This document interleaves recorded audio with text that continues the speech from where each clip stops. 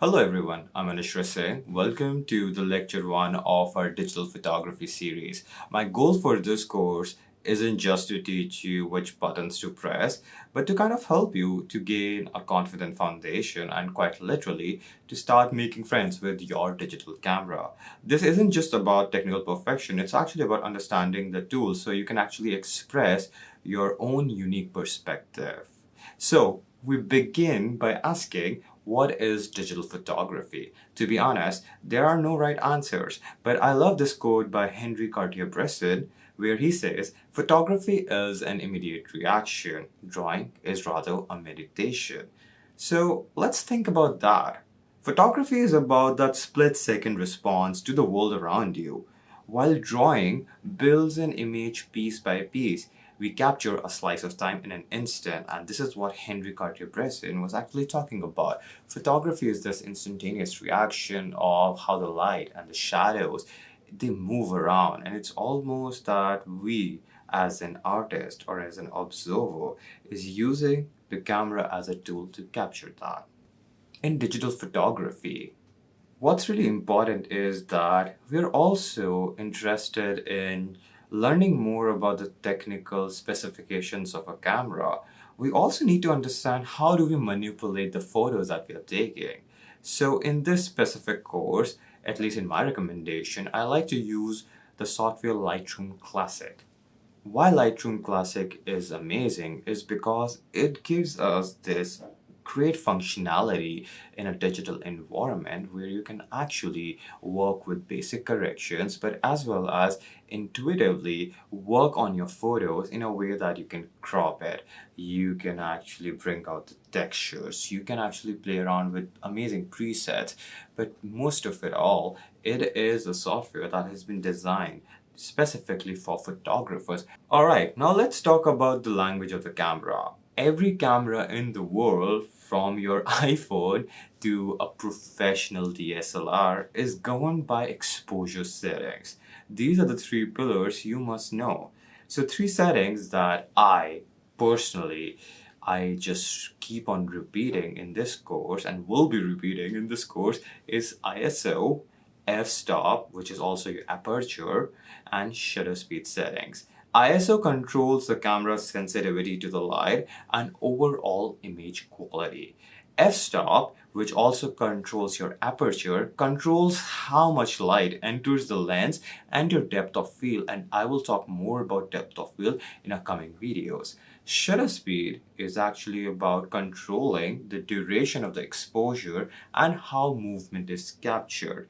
So, the exposure triangle, which is the holy grail of photography, is ISO, f-stop, and shutter speed, and you need to master all these three settings, and when you do that, you can literally work with any camera in the world.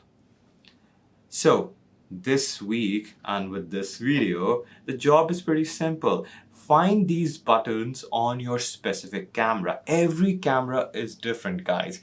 So the analogy that I always make here is you can use an iPhone, you can use an Android phone. They essentially do the same thing. But if you're an iPhone user and I give you an Android phone, you'll get the hang of it, but it's gonna take you some time because the buttons are different. The way all the user interface is created is slightly different, right? And it's the same analogy with a Mac user who is using a Windows laptop. Essentially computers, laptops, but different buttons and manufacturer quirks. That's the same with your cameras. Cameras that are manufactured after 2020 are touchscreen, and you would be able to find ISO, f-stop, and shutter speed settings on the LCD touchscreen. Or if you're using an older version of a camera, then there might be these physical buttons and notches that you have to play around with. So you have to read the camera's user manual, but today, luckily, we have Google. We have these amazing AI resources where you can actually type in these questions and we'll get these answers. If you're shooting portraits, we usually want a shallow depth of field. Now, in simple terms, that's background blur to keep the subject in focus. This requires a low f-stop number. For landscapes, here the background is the focus. So we want a deep depth of field, which means using a higher f-stop and a lower ISO, usually between 100, 200 or even 400 for the best quality. Now for street photography, this is about capturing multiple subjects and their environment. We usually use a medium range f-stop so both the subjects and backgrounds are actually relatively clear. And then if you're thinking about getting some beautiful motion blur and motion captures, you want that you'll need a slower shutter speed. But be careful, slow shutters let in more light, so you might need a higher f-stop to balance the exposure. Now, all these nitty-gritty is something that we will be exploring as we progress throughout this course. Now, I want to clearly emphasize this, that every camera model is different as I just mentioned. So if you're lost, a quick Google search for your manual is your best friend. However, some rules are universal. RAW versus JPEG. In this class, we always shoot in RAW. JPEGs are great for quick sharing, but RAW files hold all the data we need for high quality editing in Lightroom or Photoshop.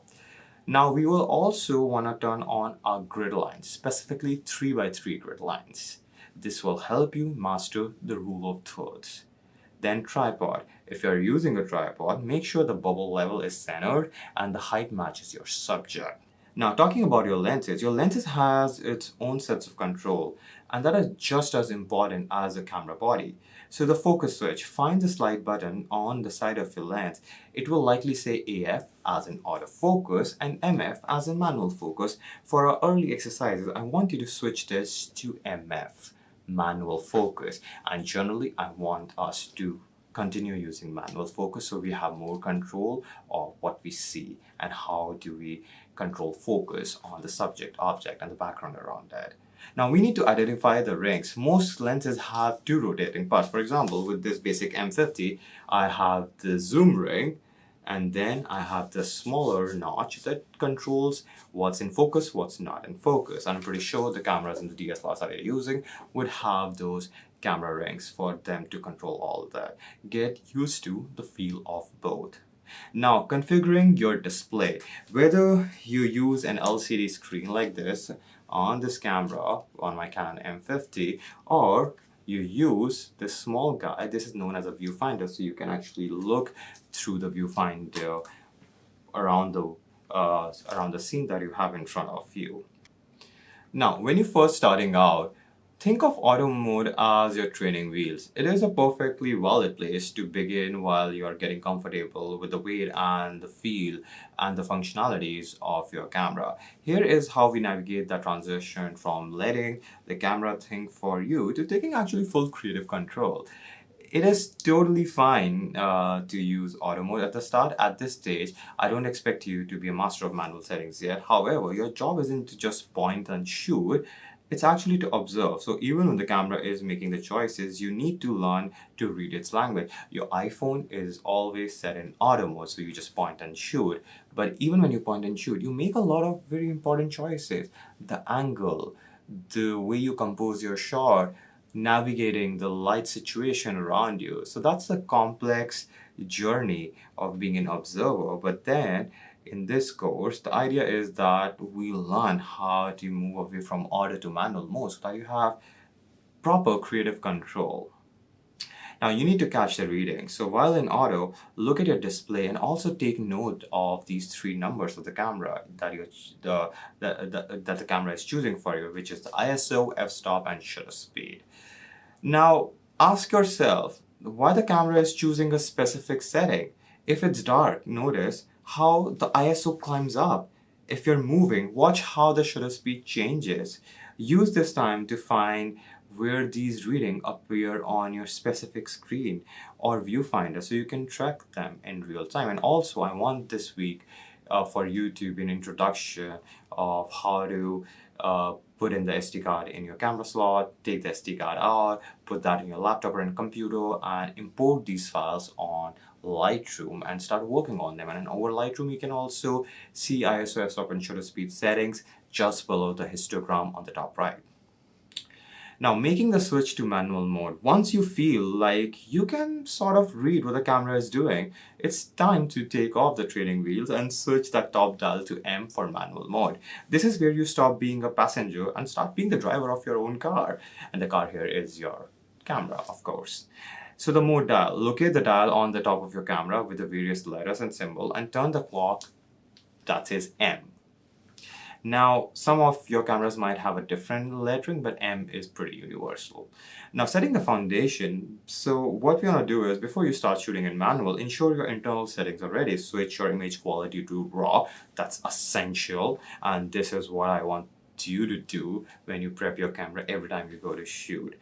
So shoot your image quality to RAW so you have the most data to work with later in Lightroom. Now, manual focus MF. To truly embrace the manual experience, please switch on your lens and move it from AF autofocus to MF manual focus. Use the focus ring on your lens to find your own point of clarity. Even though some of your shots might feel out of focus, you need to practice how to work with your camera lenses, how to zoom in and zoom out, and use a smaller focus ring to change from autofocus to manual focus. Now, it's about embracing the exposure triangle. In manual mode, you are now responsible for the exposure triangle, balancing ISO, aperture, and shutter speed yourself. These settings are interdependent. Finding the right balance for the scenario in front of you is where the real making with the friends with your camera actually will happen. So the transition to manual mode isn't just about getting it right in the first time, it's actually about making mistakes, learning how these three settings affect one another. Theoretically, you should know the basics, but the best way to learn is to get out there, switch to M, the manual mode, and see what happens when you change the values yourself. I want to talk about what DSLR really stands for. It stands for Digital Single Lens Reflex. But the most important word here is reflex. It refers to a physical mirror sitting inside your camera body. When you look through the little window, the top viewfinder, you're seeing the light reflected off that mirror through a prism, and you're seeing exactly what the lens sees in real time. And also, when I say single lens, generally you can interchange your lens. So this is your camera body and this is your lens. You can actually buy different lenses depending on the use case, which we'll talk about in the coming videos. The moment you press the shutter button, the reflex happens. The mirror flips up out of the way so the light can hit the digital sensor inside the camera. So this sensor is the heart of this tiny machine, the tiny camera that I have right now. It captures the light and translates into these three readings that we have discussed: ISO, aperture, which is controlled by f-stop, and shutter speed. Unlike a smartphone, a DSLR will give you the power of interchangeable lenses, which I just mentioned. So you can swap out the glass in front to go from a wide-angle landscape to a blurry background portrait, allowing you to change how you speak with your camera depending on the scene. Understanding the path from the lens to the mirror to the sensor, it's actually the first step in moving from auto to taking full creative control in manual mode. Let's quickly talk about ISO, f-stop, and shutter speed. ISO is the sensor sensitivity. ISO controls how sensitive your camera sensor is to the light and determines the overall image quality. A lower ISO, for example, like 100, will give you the cleanest, high-quality image, but requires a lot of light. A high ISO, like 6400, lets you shoot in the dark, but adds noise or grain to the photo. Why don't you test it out and see the differences between taking a photo in ISO 100 versus 6400? That'll be amazing. Now, generally, you want to use ISO 100 for a bright sunny day at the park, or use ISO 3200, something at a higher value, if you're trying to capture a candid moment, let's say in a dimly lit coffee shop. Now let's talk about the second setting, the f-stop, aperture, which is the lens opening. Aperture is like the pupil of an eye. It controls how much light can enter the lens, and it dictates your depth of field. So a low f-stop number, let's say f-stop 1.8, and please, on your camera, see what's the lowest f-stop number that you can navigate to. Generally, for most of the DSLR that I've seen and people, is generally 4, but then a low f-stop 1.8 and 2 can also be available to many of you. It lets tons of light in, and this creates this beautiful blurry background. A high f-stop number like f16 is a tiny opening that keeps everything from the foreground to the mountains sharp in a landscape shot. So use f-stop 2.8 for portrait, where you want the person's eyes sharp but the background creamy and soft.